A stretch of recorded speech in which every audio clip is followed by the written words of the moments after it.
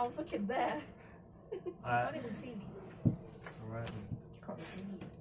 So right now I'm going to do a podcast about Avatar, The Last Airbender. I think it's a great and dynamic show. I believe it has a real reflection of real life and everyone can learn from it. Obviously it's for kids, but at the same time you can tell the writers were deliberately thinking about the adults as well.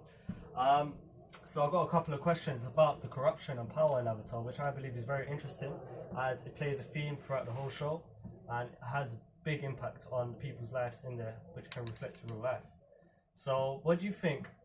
Want to introduce yourselves? I'm Jessica. I'm Trinity. I'm Monique. What do you see in power and corruption? Where do you see power and corruption in Avatar? Everywhere. Fire Nation. Everyone has Fire powers. Nation, yeah, Everyone has Fire powers, Nation. so it's like you can be corrupted in like any point in time. Yeah, it's true. Do you believe that it's unfair that people who have powers, people that have the ability to control water, fire, earth, what else? Air, compared to the people who can't? I mean, like, in some way in the world, someone needs to guide people, and also since he has like 4 elements with him, and other like in other like energy bending as well, like he is really the main purpose, like to help keep the world in control. But people with the Fire Nation, they take their power for granted. Yeah. So basically, like although like, because fire, unbelievable, one of the most strongest elements to really master. So I do believe that in some way it's quite unfair, like for the people who don't really have the power to do things to protect themselves are being treated like that. It's true. Do you believe Avatar has affected the way of you thinking about politics? Yeah, because the way Fire Nation's like overpowered everyone else. It made other people go against their will and what. Not, And you yeah. and you feel so small when you have no power Yeah. within you. And it's like, Like, Yeah. like look at soccer. He felt kind of useless because like he got accused of what's it called, like Yeah. a boomerang. He felt like he couldn't do anything. Like Katara's water bending, Angus the Avatar, Toph is the earth bending. It's just like, what can I do? Do you know the actual reason why firebending is so powerful and such a powerful nation? Why? It's because the Industrial Revolution. So in Fire Nation, what happened is that they have technology and they had the mass people and the technology as they were powerful before to actually create cars. You can see Yeah. in the new Avatar, you can see the cars, the buildings and stuff. Yeah. The Fire Nation always had the technology. The Fire Nation always had the luxury and the education too. Compared to everyone else, is one of the most powerful nations as is big, is massive. They have a lot of land. Does the power and corruption in this show reflect the real life? I mean, crazily enough, Avatar, this show in general is so unique because when you first watch it, it's more like, okay, I'm watching like a cartoon or anime, whatever you want to like think about it. But as you get older, you do understand that like look at General Iroh now. A lot of things that he was saying relates to how things are happening in real life about like the unfairness towards women, and how a lot of people, because they're family related and because they're in power, they will sometimes keep quiet about their brothers, doing something wrong. I mean, Yeah. General Iroh and Ozai, they were brothers. It's true. Yeah. Yeah, so I can see throughout the war in Avatar, obviously there are sexism in there as well. Obviously Korra has experienced that through the teachings. What was it in? Yeah, it was a waterbender teacher, innit? Yeah. It was one of the masters, and he didn't want to teach her because she's a girl. Yeah. Yeah, I see that. I also see throughout the war, people are being destroyed. There's more attacks being raised, which is actually happening in real life. As you can see in Syria, people are being killed. Innocent people are being killed and starving to death, which is reflected in the actual show. So that's what I mean by it has an adult theme. Even though it's a kids show, it's quite interesting. Yeah. So you know the character Zuko. Yeah. Yeah. Do you believe Zuko was influenced by power and corruption through his family? Oh, definitely. Yeah. Definitely, yeah. Mhm. Yeah. Why do you think that? That's long. Like when his mother died, like he was really upset, Yeah. and yeah.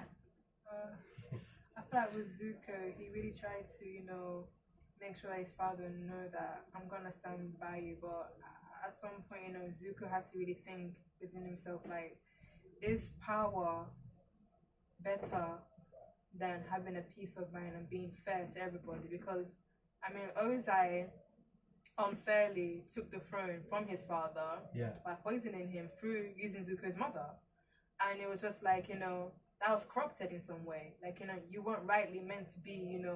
He wanted power. You wanted Yeah, power, he like wanted power. you wanted power so badly, and in some way he uses that power to then corrupt and start like what's that, the Sozin comment and stuff like that. So it's just like Zuko eventually, at first when he was banished, he wanted that power and to be seen as I can be the next Fire Lord. Mm. But at some point he had to think about like, is this really my path in life? Yeah. I can see that. He had a split personality. Mm. One was being good and one was being bad. Yeah. I believe one of his split personalities was influenced by his father because the only reason he was trying to capture the Avatar to restore his honor. Oh, yeah. Mhm. I also believe that plays in real life as well because some people are influenced by the environment. Some people want to show off. Some people want to show what they can do, how much power they have to reflect on people. Obviously, I believe that Zuko is one of the most dynamic characters I've ever seen in shows because you can see how he grows up, how he matures, how he changes, which is really good for an actual cartoon. His personality changed through the environment that he is in. Do you believe the environment has effect on how corruptive you are? Yeah. Yeah. The writers deliberately made sure that Zuko's background story is slowly revealed throughout the show. Obviously, at the start, I believed he was corrupted, but then I realized the reasons that he was acting this way, and I realized throughout the series, he's doing it obviously only reason he was doing it to get back his honor for his father. Do you believe that this reflects how people can misjudge who has power and is corrupted? Yeah. A lot of people we tend to judge a book by its cover. Like we don't think about how like somebody may look a certain way or might act in a certain way, but deep down you don't know whether the person's going through some kind of trauma inside, fighting a battle within themselves. Someone could be looking like so rich and nice, and they have so much mental issues. Yeah. Or some could Exactly. be Yeah. looking scraggy and they're like rich and they're fine. Or like invisible disabilities. Yeah. And I also want to mention about Azula. Like Azula, like throughout the series, I'm not even gonna lie, like she was horrible. I didn't like her. She was horrible, but at some point, I started to realize I that. felt sorry for her. You said first, sorry for her. Yeah. Like the last fight between Zuko and her. Yeah. When she started screaming, also when she was getting coronated to become like the new Fire Lord. Yeah. She saw her mother's image. Yeah. So I do believe that we cannot judge somebody based on the way that they act at first. Although like it may seem as like what is going on, why are you acting like this? But sometimes there's something deeper. Yeah, you have to look at every Yeah. perspective. It's true. It's very true. The last question is: do you believe that the character Zuko has a hidden message behind it? Of course, everyone does. What do you think the message is? Asking me or everyone else? Everyone. Okay, think about this. You guys talk about think about this. Oh my god. I feel like everybody has a story to them. Everybody has a reason why they are and who they are today. And I do believe that at some point, if you meet the right people who can guide you the right way, you can change to be the best person that you could be. Sometimes your enemy is actually your G, your best friend, your Pokodom. I mean, It takes a certain situation or a certain someone or a certain thing to just make you change your ways in a second. Yeah, it's true. Trini? Put me on the point. I think it's that everyone can change. Don't judge a book by its cover. Like the way he has a scar, it makes him look evil, but he Yeah. ain't actually evil. I was gonna say something and I totally forgot.